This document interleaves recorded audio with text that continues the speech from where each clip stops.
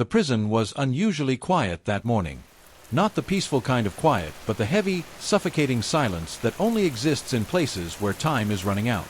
The kind of silence that presses against your chest and reminds you that something irreversible is about to happen. In cell 218, Daniel Hayes sat on the edge of his narrow bed, his hands folded neatly in front of him. He wasn't shaking. He wasn't pacing.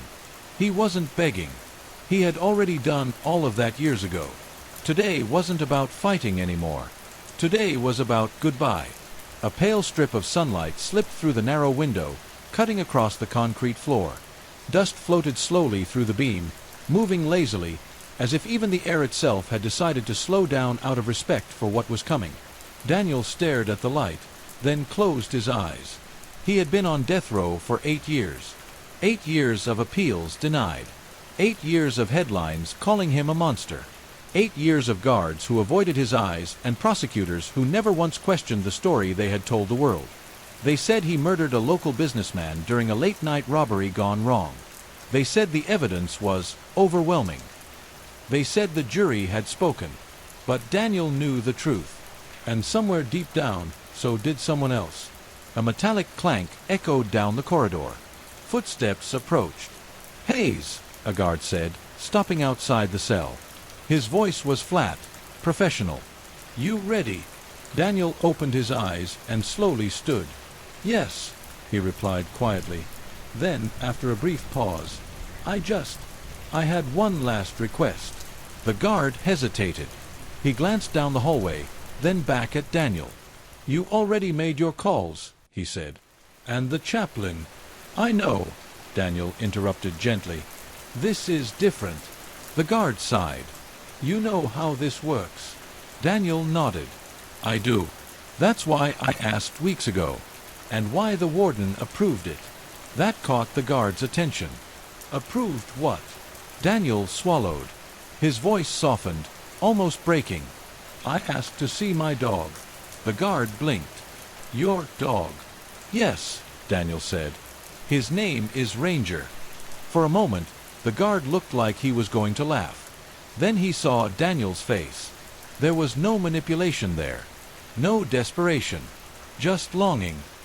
"He's all I have left," Daniel added. "And I need to see him. Just once." The guard exhaled slowly, then keyed his radio. A few minutes later, Daniel was escorted down the long gray hallway toward the visitation room. His wrists weren't cuffed, a small mercy granted only on days like this. The room was modest. A metal table. 2 chairs. A thick pane of reinforced glass separating inmates from visitors. Daniel sat down, his heart pounding louder with each passing second. He hadn't seen Ranger since the night everything fell apart. That night played on repeat in his mind, the flashing lights, the shouting, the neighbors watching from behind curtains, the officer pulling Ranger away as Daniel was shoved into the back of a patrol car. Ranger had barked and pulled against the leash, confused and frightened. Daniel had called out to him. That was the last time. The door on the opposite side of the glass opened. At first, Daniel didn't recognize the figure being led in. The dog looked older now. The once sleek black and brown coat was streaked with gray. The proud stance had softened, weighed down by time and waiting. But the eyes. Daniel's breath caught. Those eyes hadn't changed. "Ranger," he whispered. The dog froze. His ears perked up. His head tilted slightly, as if a distant sound had reached him. For a moment, he stood perfectly still. Then his entire body began to tremble. Ranger lunged forward, pulling hard against the handler's grip. A low whine escaped his throat, not a bark, not a growl, but something raw and aching. He knew. Daniel stood so fast his chair scraped loudly across the floor. "I'm here," he said, pressing his palm against the glass. "Hey, boy, it's me." Ranger's tail wagged furiously now. He paced back and forth, whining louder, his paws scraping against the floor as he tried to reach the glass. The handler struggled to keep him steady. Daniel laughed softly, tears spilling down his face. "You're still strong," he said. "Still stubborn." Ranger suddenly stopped. His nose pressed against the glass. He sniffed. Again. And again. Then his body went rigid. The handler frowned. That's strange. Ranger's tail stopped wagging. His ears flattened. A low, uneasy sound vibrated in his chest. Daniel noticed it immediately. "Ranger," he murmured. "What is it?" The dog turned his head slightly, not toward Daniel, but toward the corner of the room, toward the security window. Daniel followed his gaze. Behind the tinted glass, a few officers stood watching, observing, waiting. Ranger's eyes locked onto one of them. His lips curled back just enough to reveal his teeth. The handler yanked the leash. "Hey, easy, boy," Ranger growled. It wasn't loud. It wasn't aggressive. It was alert, focused, like a warning. Daniel's heart skipped. "That's not like him," Daniel said quickly. "He's not aggressive. He's trained." The handler nodded slowly. "Yeah, I know." Ranger stepped closer to the glass again, sniffing urgently, his breathing sharp and fast. His attention never left that one officer behind the window. The officer shifted uncomfortably. Daniel felt a chill crawl up his spine. "Ranger was with me the night I was arrested," Daniel said quietly. "He was there when the police came." The handler looked at him. So, he remembers things." Ranger suddenly barked. Once. Sharp. Sudden. Every conversation in the hallway outside stopped. The officers behind the glass stiffened. Daniel's pulse thundered in his ears. Ranger barked again, louder this time, then pressed his nose to the glass directly in line with the officer's face. The officer stepped back. "Get that dog under control," someone snapped over the intercom. The handler tightened his grip, confusion written all over his face. "I've never seen him react like this." Daniel's voice dropped to a whisper. "Because he knows," Daniel said. "Knows what?" the handler asked. Daniel swallowed hard, eyes never leaving Ranger. "He knows who was really there that night." The room fell into a tense silence. Ranger let out a low, persistent growl, his gaze unwavering. The officer behind the glass turned away. And in that moment, Daniel realized something chilling. For the first time in 8 years, the truth hadn't stayed buried. Just as the guards moved forward to end the visit, Ranger suddenly lunged toward the glass, barking wildly. Not at Daniel, but directly at the officer who had just turned his back. The officer froze. Ranger's eyes burned with recognition, and Daniel whispered the words that changed everything. "You were there that night, weren't you?" The visitation was supposed to be over. That much was clear from the way the guards moved. Fast, uneasy, suddenly alert. Procedures existed for moments like this, and none of them included a dog barking at an officer behind reinforced glass. The handler pulled back on the leash again, firmer this time. "Ranger, enough," he muttered, though his voice lacked conviction. The dog didn't respond. His eyes stayed locked on the same man, the officer now standing rigid near the back of the observation room. The officer's jaw was clenched, his hands balled into tight fists at his sides. Daniel watched it all unfold with a strange calm. Fear had burned out of him long ago. What remained was clarity. "Please," Daniel said, his voice steady. "Just give him a moment." The warden had arrived by then, stepping into the corridor with a tight expression.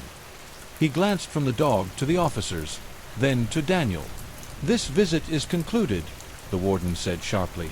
Ranger growled again, deeper now, not threatening, identifying. The handler finally looked up at the officer behind the glass.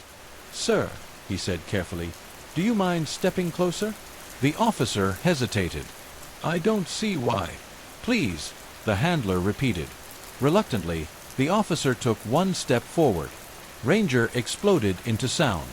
His bark echoed off the concrete walls, frantic and urgent, his body pulling so hard against the leash that the handler nearly lost his footing. Ranger lunged toward the glass again and again, nose pressed where the officer stood. The room felt smaller. He remembers you, Daniel thought. And that realization brought something else with it, a memory he had buried for years. The night of his arrest. The shouting.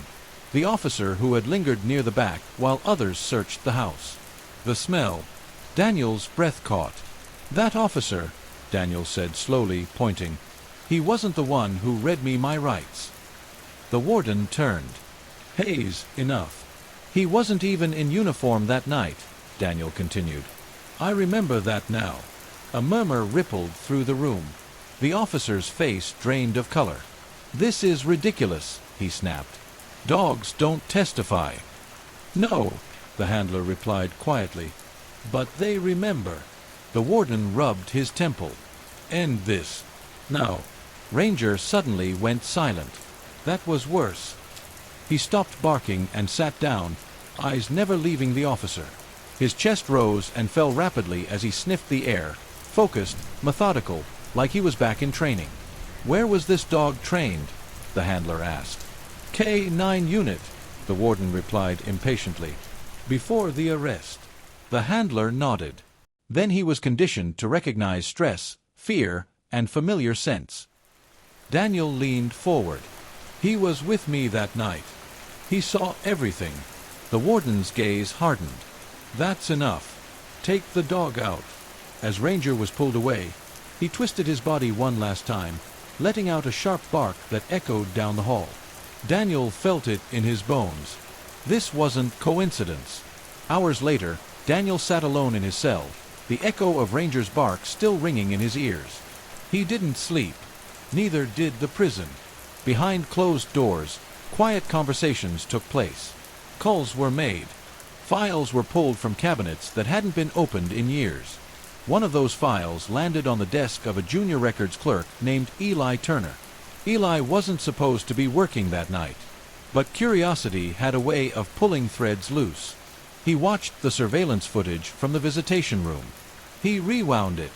Again and again. Every time the same thing happened, Ranger reacted only when that one officer entered the frame. Eli checked the officer's name. Then he froze. The officer had filed the initial incident report 8 years ago. That wasn't protocol. Eli cross-referenced the case file. Something didn't line up. A piece of evidence listed as logged had no chain of custody signature. Another was submitted 12 hours late. Eli swallowed hard. This wasn't sloppy. It was deliberate. The next morning, Daniel was awakened by the sound of his cell door unlocking. 2 guards stood there, their expressions unreadable. Hayes, one said, you're being moved.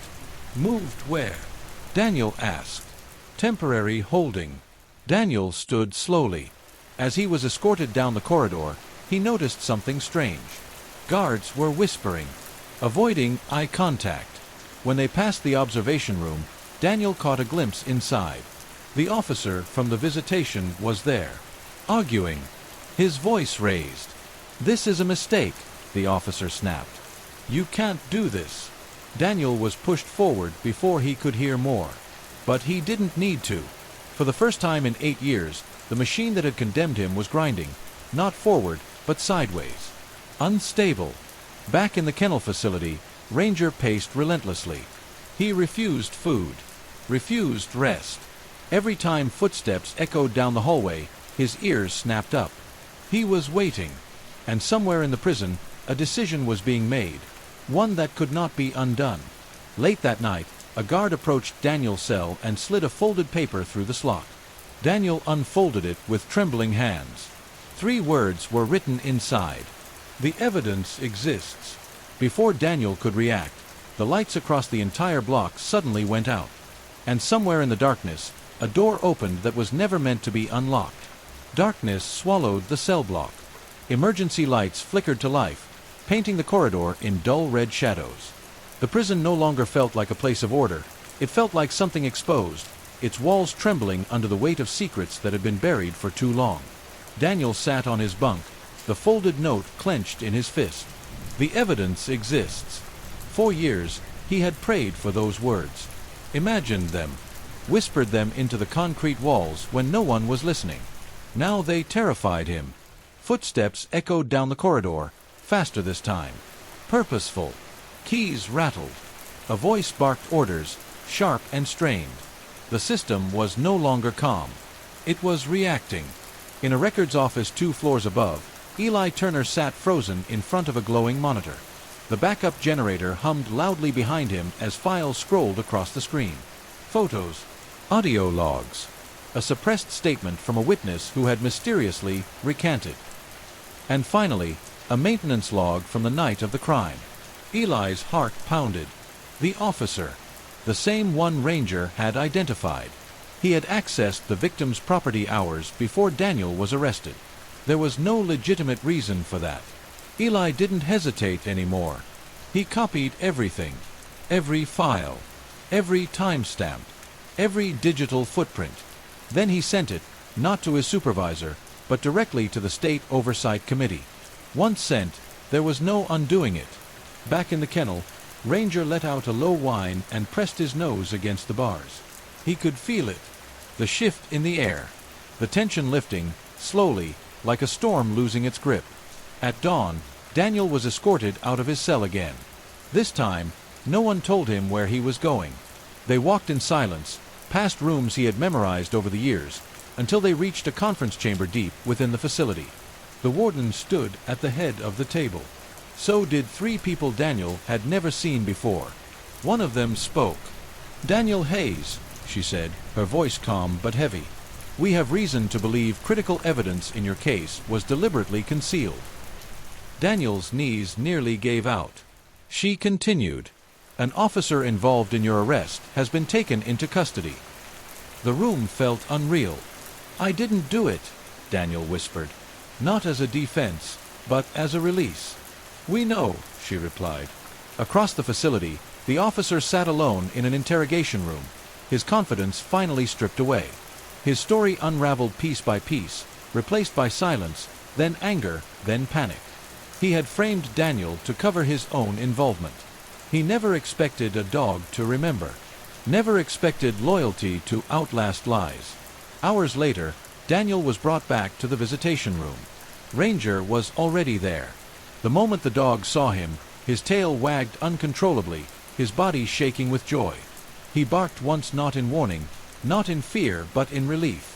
Daniel dropped to his knees as Ranger pressed against the glass.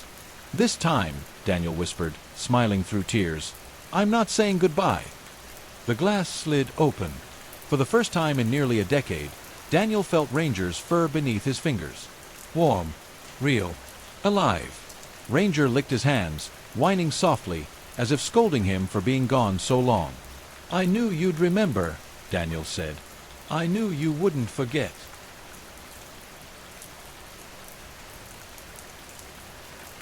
Outside the prison walls, the news spread quickly. Headlines changed. Stories were rewritten. The word innocent replaced the word killer. Daniel walked out of the facility just before sunset, a free man at last. Ranger walked beside him, leash loose, proud and steady. No cameras followed them. No speeches were made. They didn't need them. That night, Daniel stood in a quiet field, the sky stretched wide above him. Ranger sat at his side, watching the horizon.